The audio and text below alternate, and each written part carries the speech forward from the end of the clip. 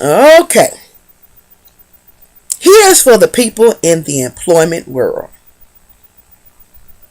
When you work for a company and you don't have to clock in, that's a good thing. But let me tell you what happens. You have certain individuals who think they're 10 cents slick. They steal all the time they can get. And they try to make themselves look good like they're working and they're not. And then when they're called out on what they do, they get mad.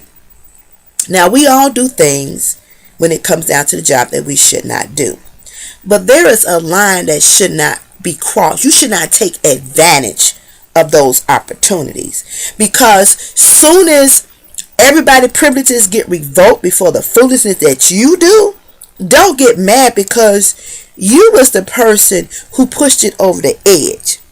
And when you think nobody is watching, clearly they are watching. So you make a fool out of yourself. And when somebody try to tell you that you're wrong, don't get mad about it because people can see what you can't see. And everybody that grins in your face is not your friend. Sometimes people befriend you to set you up.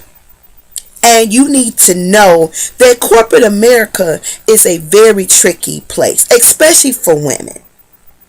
It's already hard enough being a woman, trying to get your skills recognized, to show your worth and your value to the company.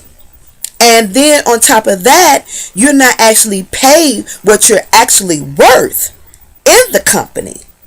But to go around backbiting, lying on people to make yourself look good, or hee-haw, as my mom would say, kissing up to everybody in the office thinking it will save your honey if something would come up and it could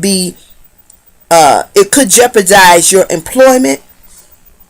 That doesn't work because it end up backfiring and you end up being the one with the short end of the stick. So if you are a good worker and your skill set is good, then let your skill set speak for you. You follow what I'm saying? Stop going to these jobs, laying on your cell phones, texting all day, taking more breaks than commercials come on TV, and think that nobody really noticed. Let's be realistic here. This is how, and then when somebody want to write you up or suspend you, you want to get mad and all ignorant about it when you done it to yourself. And then you have to think about the job. People would love to be in your shoes and you're doing stupid stuff. Not that you're late. You taking 2-hour lunches. It's just crazy. And then you get mad, and then when they fire you, now you have a mortgage, rent, or car note. You have kids to feed, and you don't think about none of it because you think that you are immune to being fired, and you're not. So before you do the Dumpty Dump at work, and everybody got one at their job, you take smoking to a whole new level. Now that you can't smoke in the building, you got to be 15 feet away from the building. You go around the corner to the restaurant and you stay out there for about an hour and a half. Or how about you go to your car and you take a 2-hour nap because you stayed up the night before partying? You know what I'm saying?